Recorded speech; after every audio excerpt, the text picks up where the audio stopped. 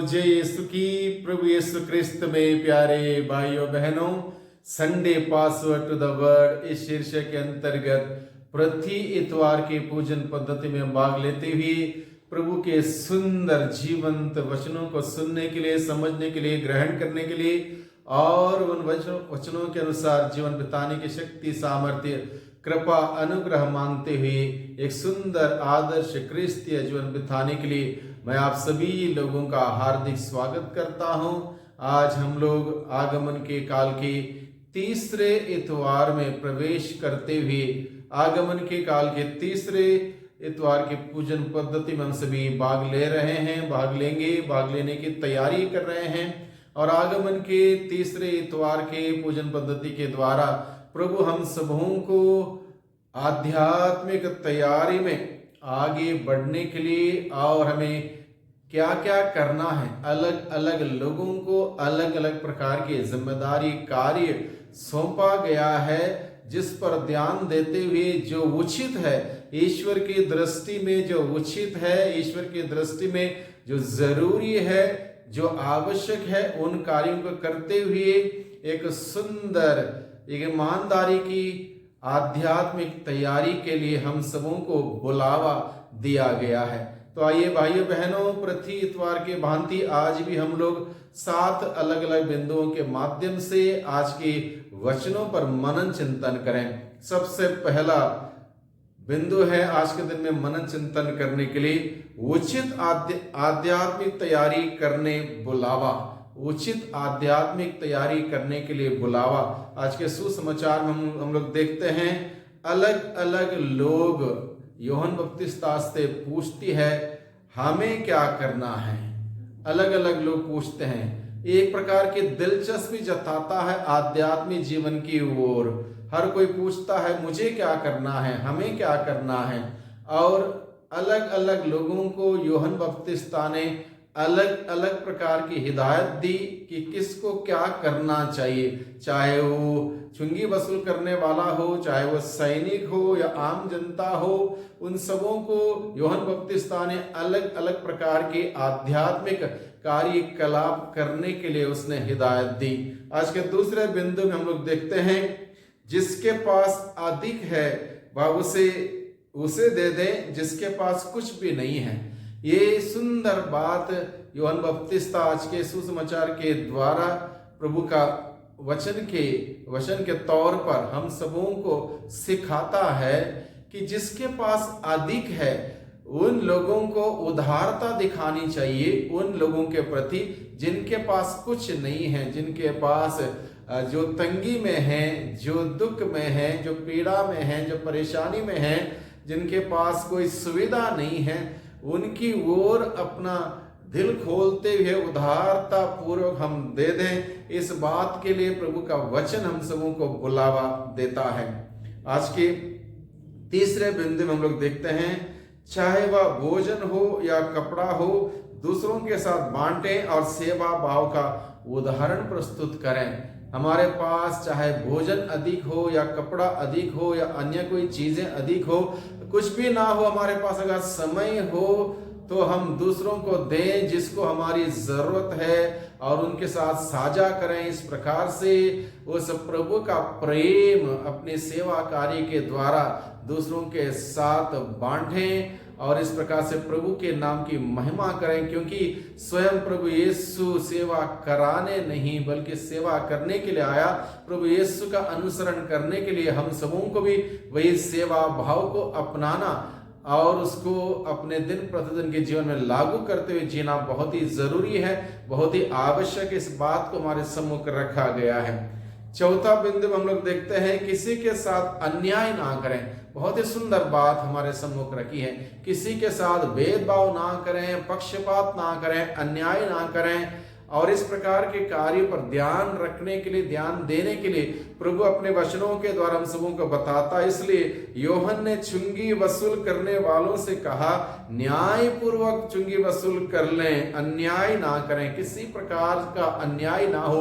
आज के जमाने में, आज के समय में चारों ओर हम देखते हैं हर जगह अन्याय होता है, क्योंकि अंधकार का ही बोलबाला है, पक्षपात होता है, भेदभाव होता है, ऊंच नीच की भावनाएं हैं।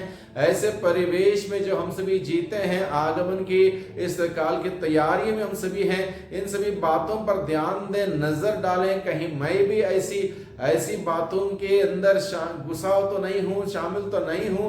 अगर ऐसी कोई बातें हैं तो हमारे जीवन से ऐसी बातों का, ऐसे तत्वों को हम निखारें। किसी के साथ अन्याय ना करें, भेदभाव ना करें, पक्षपात ना करें, बल्कि उचित व्यवहार करें जो ईश्वर के दृष्टि में सच्चा है, अच्छा है, बेहतरीन है। ऐसा कार्य को करने के लिए प्रभु हमें बुलाता है। पांचवा बिंदु है अपने बुलाहट के अनुसार आचरण करने। यूहन्ना ने बुलाया, हम सभी लोगों को अलग अलग प्रकार की बुलाहट दी है। अपने बुलाहट के अनुसार आचरण करने के लिए यूहन्ना अपने संदेश के द्वारा लोगों को बताता है। इसलिए सैनिकों से कहा कि किसी पर अत्याचार ना करें और झूठा दोष ना लगाएं। किसी पर अत्याचार ना करें, झूठा दोष ना लगाएं। अत्याचार आज के दिन में सब जगह हम देखते हैं, झूठ का बोलबाला है, झूठा दोष लगाना, आरोप लगाना, ये सब देखते हैं। हम इन सभी बातों में शामिल ना हो, इन सभी बातों में कहीं ना कहीं अगर हम लोग फंसे हैं तो इन सभी बातों को दूर रखें, पश्चाताप करें, बाहर आए।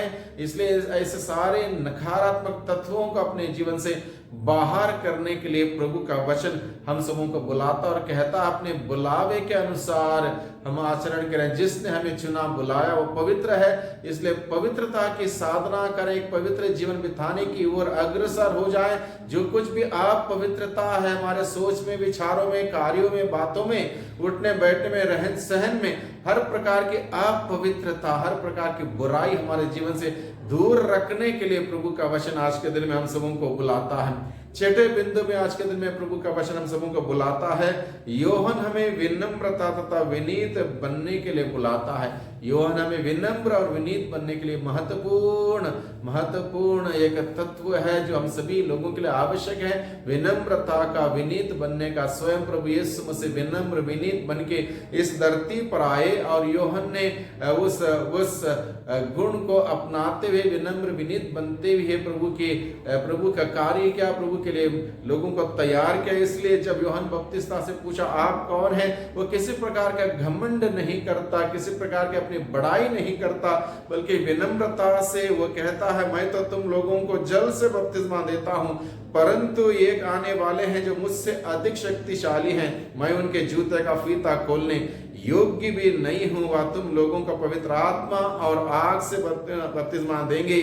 वह हाथ में सूप ले चुके हैं जिससे वह अपना खाली हाथ ओसाकर साफ करें और अपना गेहूं अपने बखार में जमा करें। वह भूसी को ना बुझने वाली आग में जला देंगे। इस प्रकार के बहुत से अन्य उपदेश द्वारा यूहन्ना जनता को सुसमाचार देता था, बड़े विनम्रता से, विनीत भाव से। और लोग यूहन्ना का सुसमाचार सुन के पश्चाताप करते थे, बपतिस्मा ग्रहण करते थे, प्रभु को ग्रहण करने के लिए अपना दिल तैयार करते थे, अपना जीवन में पवित्रता की साधना करते थे।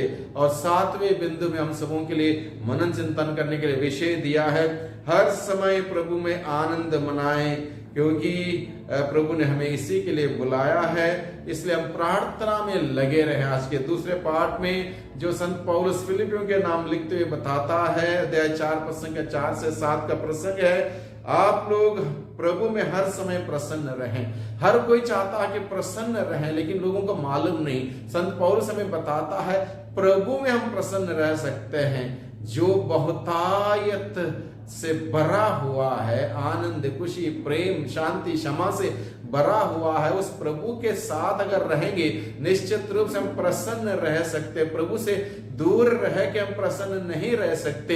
इसलिए प्रभु में आनंद मनाने के लिए, प्रभु में प्रसन्न रहने के लिए आज का वचन हमें बुलाता है। और प्रभु में प्रसन्न रहने के लिए हमें प्रभु के साथ हमारा रिश्ता संबंध दृढ़ करना है, अटल करना है, मजबूत करना है, प्रभु के साथ घनिष्ठ संबंध जोड़े रखना है। इसलिए संत पौलुस हमें बताता है हर समय प्रार्थना में लगे रहें, प्रार्थना के द्वारा प्रभु के साथ अपना रिश्ता संबंध मजबूत करें। इसलिए संत पौलुस कहता, मैं फिर कहता हूं प्रसन्न रहें, सब लोग आपकी सौम्यता जान जाएं। प्रभु निकट है, प्रभु नजदीक है, किसी बात की चिंता ना करें, हर जरूरत में प्रार्थना करें और विनय तथा धन्यवाद के साथ अपना निवेदन ईश्वर के सामने प्रस्तुत करें, क्योंकि शांति का ईश्वर हमारी जो निवेदन है, जो हमारी समझ से परे हैं, हमारे हृदयों और विचारों को ईसा मसीह में सुरक्षित रखेंगे। यानी कि अनुनय तथा विनय के साथ अपना निवेदन प्रभु के सामने प्रस्तुत करें। अगर कोई चिंता है, प्रभु उसको दूर करेगा और प्रभु के आनंद में भी सहभागी हो सकते हैं, बने रह सकते हैं, आनंद मना सकते हैं। इसलिए प्रभु में आनंद मनाने के लिए प्रभु का वचन हम सबों को आज के दिन में बुलाता है। भाइयों बहनों, आगमन के काल के तीसरे इतवार के इन पूजन पद्धति में भाग लेते हुए प्रभु के इन वचनों पर मनन चिंतन करें, इसको ग्रहण करें, इसके अनुसार जीने की विशेष कृपा शक्ति सामर्थ्य मांगे ताकि प्रभु के वचन के अनुसार जीते हुए प्रभु में आनंद मनाएं, प्रभु में प्रसन्न रहें। प्रार्थना के द्वारा हमारा रिश्ता संबंध प्रभु के साथ मजबूत करें। यूहन्ना बपतिस्ता के माध्यम से जो संदेश आज के दिन में हम सबों को दिया गया है, जो कुछ भी आध्यात्मिक जीवन में आगे बढ़ने के लिए हमें कार्य करना है, मेहनत करना हम करें, परिश्रम करें, जिससे कि उचित तैयारी हम सभी कर सकें प्रभु यीशु मसीह का जन्मोत्सव मनाने के लिए, ताकि हम सभी लोग बड़े हर्ष और उल्लास के साथ प्रभु को अपने जीवन में अनुभव करें और अपने जीवन के द्वारा, कार्य के द्वारा, सेवा के द्वारा प्रभु को दूसरों के साथ बांटें। प्रभु का आनंद, प्रभु की खुशियां, प्रभु का प्रेम बांटें। क्रिसमस का समय है, केवल केक नहीं बांटें, बल्कि प्रभु के मिठास बांटें, प्यार की मिठास बांटें, शांति की मिठास बांटें, क्षमा की मिठास बांटें, प्रभु का आनंद, खुशियां बांटें। यही आज के दिन में, आज के परिवेश में लोगों के लिए जरूरत है। प्रभु का आनंद, प्रभु की खुशी, प्रभु की शांति, प्रभु का प्रेम हर व्यक्ति के लिए जरूरत है। उसी को बांटते हुए प्रभु के नाम की महिमा करें, प्रभु के साथ आनंद मनाएं। सबको धन्यवाद, सबको जय यीशु की।